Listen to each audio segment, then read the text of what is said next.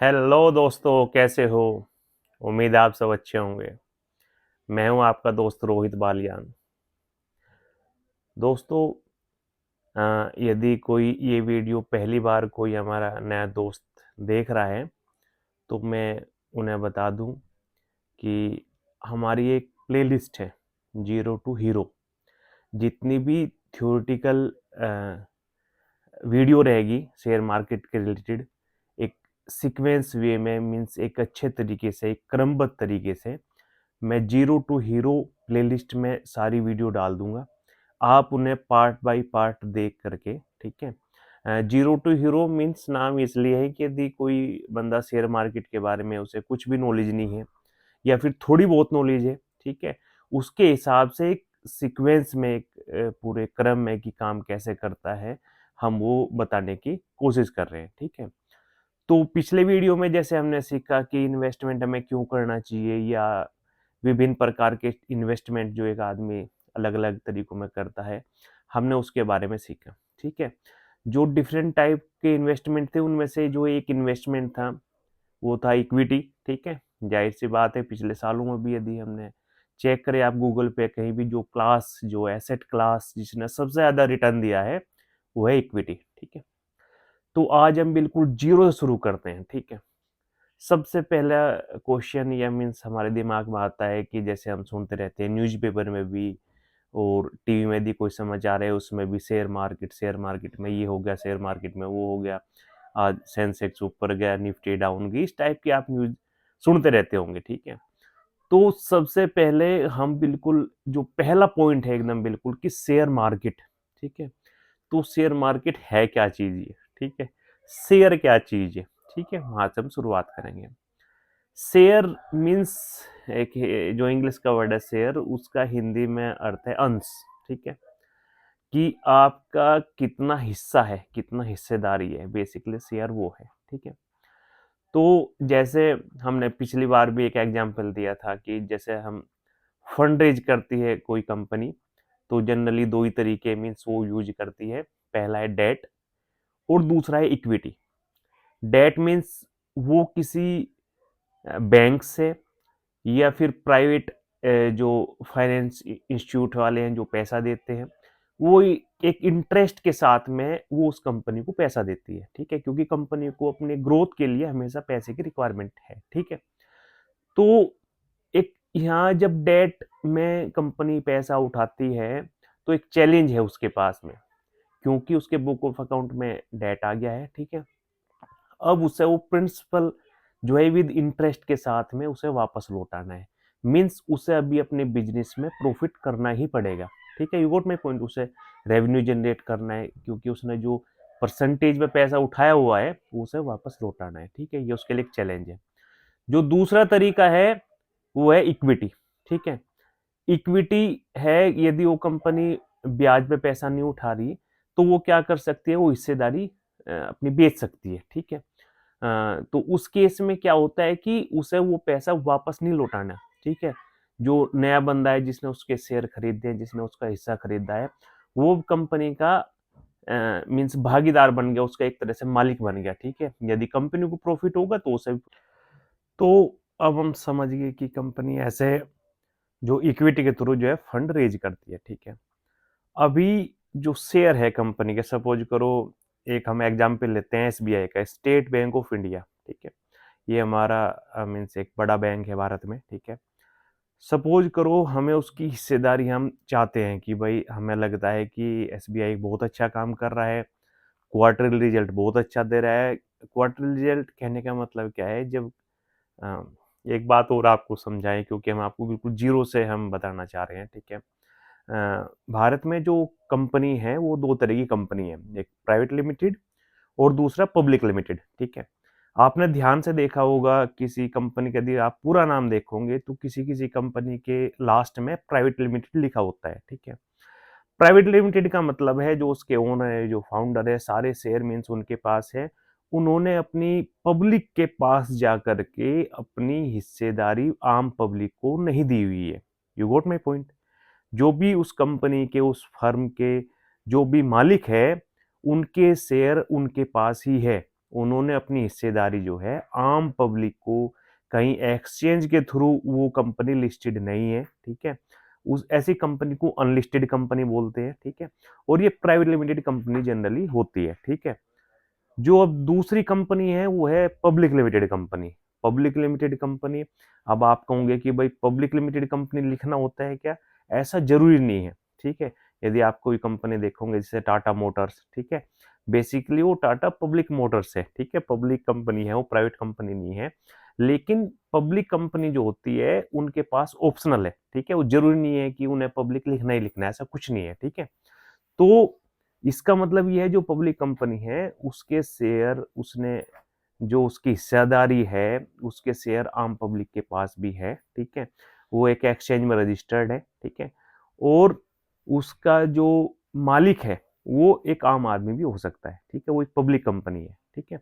तो public company generally लिखा हुआ नहीं होता, तो जिस कंपनी में पब्लिक कंपनी नहीं लिखा हुआ है, मीन्स प्राइवेट नहीं लिखा हुआ है, केवल लिमिटेड लिखा हुआ है, तो जनरली वो क्या है, पब्लिक कंपनी है, ठीक है, उसके शेयर आम पब्लिक के पास है, ठीक है। अब शेयर मतलब हिस्सा, ठीक है, हिस्सेदारी खरीदना बेचना, ठीक है, बेसिकली यही है कि हमें जो है हम खरीद रहे हैं बेच रहे हैं, जैसे हम ट्रांजेक्शन कर रहे हैं, ट्रांजेक्ट है कि भाई हम कोई चीज खरीदें या बेचें। यदि हम किसी दुकान में मान लो हम जाएं, ठीक है, और कोई चीज हमें पसंद आई तो हम क्या खरीद लेते हैं, ठीक है, तो वो सेलर जो है बेच रहा है, ठीक है। तो अब हमारे दिमाग में क्वेश्चन आता है कि क्या शेयर भी ऐसे ही खरीदते हैं बिकते हैं, ठीक है। तो उसके लिए कुछ नॉर्म्स है, कुछ रूल रेगुलेशन है, ठीक है। सबसे पहले तो जो कंपनी है, ठीक है, वो भारत में क्या है कि दो एक्सचेंज है मेनली, ठीक है, वो एक्सचेंज पे ही हर कंपनी लिस्टेड होती है, ठीक है। या तो बीएससी बॉम्बे स्टॉक एक्सचेंज, और एक है एनएससी नेशनल स्टॉक एक्सचेंज, ठीक है। तो आपने वर्ड भी सुना होगा बहुत बार, बीएससी और एनएससी बेसिकली एक एक्सचेंज है ये, ठीक है। और भी बहुत सारी एक्सचेंज है भारत में लोकल लेवल पे, ठीक है, जैसे बेंगलोर एक्सचेंज होगी, मद्रास एक्सचेंज होगी, पर जनरली वहाँ काम बहुत ही कम होता है, ठीक है। बेसिकली हमने दो ही एक्सचेंज का नाम जनरली मीन्स यहाँ शेयर जो है ट्रेड होते हैं दो ही कंपनी, दो ही एक्सचेंज पे, बीएससी एंड एनएससी। दूसरा, हम शेयर खरीदते हैं क्या? हम एक क्वेश्चन हमारे दिमाग में आता है, क्या हम डायरेक्ट शेयर खरीद सकते हैं किसी कंपनी के? आंसर है उसका नहीं, ठीक है। आप ऐसा नहीं है कि भाई आपको SBI state bank of India का आपको शेयर लेना है और बैंक में पहुंच गया आप किसी शाखा में कि भाई हमें जो है आप जो है शेयर दे दो, ऐसे नहीं होता, ठीक है। उसके लिए एक ब्रोकर की रिक्वायरमेंट होती है, ठीक है। आप किसी ब्रोकर के थ्रू ही आप जो है शेयर खरीद सकते हो, ठीक है। तो पहले फुल ब्रोकरेज होते थे पहले, बैंक के जनरली एसबीआई, आईसीआईसी, एचडीएफसी, इनके फुल ब्रोकरेज सेवा होती थी, ठीक है। अभी आजकल क्या है, डिस्काउंट ब्रोकर आ गए बहुत सारे। डिस्काउंट ब्रोकर ये है जैसे जेरोदा हो गया, ठीक है, एंजल ब्रोकिंग, 5पैसा, ग्रो, बहुत सारी ऐप आपने देखी होगी। तो ये सारी की सारी क्या है कि डिस्काउंट ब्रोकर है। ये बहुत कम चार्ज लेते हैं जब आप शेयर खरीदते हैं बेचते हैं, ठीक है। तो अ, किसी कंपनी का शेयर लेने के लिए आपको ब्रोकर को लेना ही लेना है, ठीक है। आप डायरेक्ट जो है नहीं, शेयर नहीं ले सकते। और शेयर रखे कहाँ जाते हैं? जैसे हम अपने पैसे बैंक में रखते हैं, ठीक है। सपोज करो हमारा जो अकाउंट है वो एसबीआई में है, स्टेट बैंक ऑफ इंडिया में है, और हम अपने पैसे वहाँ रख देते हैं। जब रिक्वायरमेंट होती है हम पैसे निकाल लेते हैं बैंक की शाखा में जाके। तो शेयर तो खरीद लिए हमने ब्रोकर के थ्रू, ठीक है। सपोज करो एग्जांपल लेते हैं, जरोदा के थ्रू हमने शेयर खरीद लिए। अब वो शेयर हमारे पास कहाँ रहेंगे, किस जगह रहेंगे हमारे पास? तो वो एक डीमेट अकाउंट होता है, जैसे एक नॉर्मल सेविंग अकाउंट होता है पैसे रखने के लिए, सेम शेयर रखने के लिए जो हमारा अपना खुद का है, ठीक है, वो है हमारा डीमेट अकाउंट भी होना चाहिए, ठीक है। और बहुत सारी इसमें चीजें हैं, कहाँ है वो शेयर, फिर कहाँ चले जाते हैं, क्या है वो हम बाद में समझाएंगे जैसे जैसे मीन्स हमारी ये पार्ट आगे बढ़ेगी, जीरो टू हीरो वाली, ठीक है, सीरीज। हम इसमें आपको बताते रहेंगे वो चीजें। अभी केवल इतना ही है कि हमें एक ब्रोकर होना चाहिए और एक जनरल डीमेट अकाउंट खुला होना चाहिए, ठीक है। अब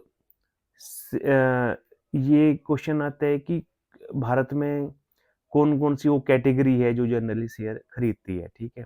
ऐसे तो बहुत सारी कैटेगरी है, लेकिन मोटे तौर पे हम 5 तरह की कैटेगरी को हम डिवाइड कर सकते हैं इसमें, ठीक है। पहली है रिटेल, ठीक है। रिटेल जो एक आम आदमी है, जो रिटेल है, जो भारत में रहता है, ठीक है, वो किसी कंपनी के भी शेयर खरीद सकता है, ठीक है। दूसरा है एनआरआई, ठीक है। एनआरआई या अ, वो क्या है, भारतीय ही जो विदेश में जाके सेटल हो गए, ठीक है।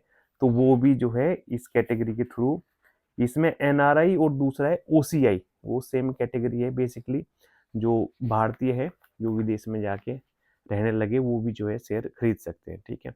जो नेक्स्ट कैटेगरी है वो है डोमेस्टिक इंस्टीट्यूशन, ठीक है। डोमेस्टिक इंस्टीट्यूशन वो है लाइक बड़ी कंपनियां, जैसे एलआईसी है, आपने एलआईसी का नाम सुना होगा, वो क्या है कि दूसरी कंपनी को भी शेयर खरीदती है वो, ठीक है। ये डोमेस्टिक इंस्टीट्यूशन है, ठीक है। नेक्स्ट कैटेगरी है asset management company, AMC company होती है, ठीक है। एचडीएफसी, एएमसी, बहुत सारी एएमसी कंपनी है जो वो भी शेयर खरीदती है, ठीक है। और लास्ट में है फॉरेन इंस्टीट्यूशनल इन्वेस्टर, एफआईआई इन्हें बोलते हैं, ठीक है। ये विदेश की जो कंपनियां हैं वो भारत की कंपनियों में जो है शेयर खरीदते हैं और परचेज करते हैं, क्योंकि भारत क्या है कि आपको पता ही है कि 5वीं बड़ी इकोनॉमी है, ठीक है। एक डेवलपिंग कंट्री जो बहुत तेजी से ऊपर की तरफ जा रही है। तो जो बाहर के आदमी भी है, क्योंकि वहाँ तो ऑलरेडी डेवलप्ड हो चुका, जो बड़ी बड़ी कंट्री है यूएस, ठीक है, उन्हें लगता है कि हमारे यहाँ तो डेवलप हो चुका, अभी चांस है जो डेवलपिंग कंट्री है लाइक जो इंडिया है वो काफ़ी ग्रो करेगा, ठीक है। तो वहाँ के आदमी भी, वहाँ की कंपनी भी जो है भारत में आके जो है निवेश करते हैं, क्योंकि उन्हें बहुत ज़्यादा अपॉर्चुनिटी दिखाई दे रही है, ठीक है। तो आज का हम जो हमने टॉपिक कवर किया वो बेसिकली यही किया कि शेयर क्या है। शेयर भी ऐसी हिस्सेदारी खरीदते और बेचते हैं हम। खरीदते कब है, जब हमें लगता है कि ये जो है कंपनियां ऊपर जाएगी, ग्रो करेगी अभी, ठीक है।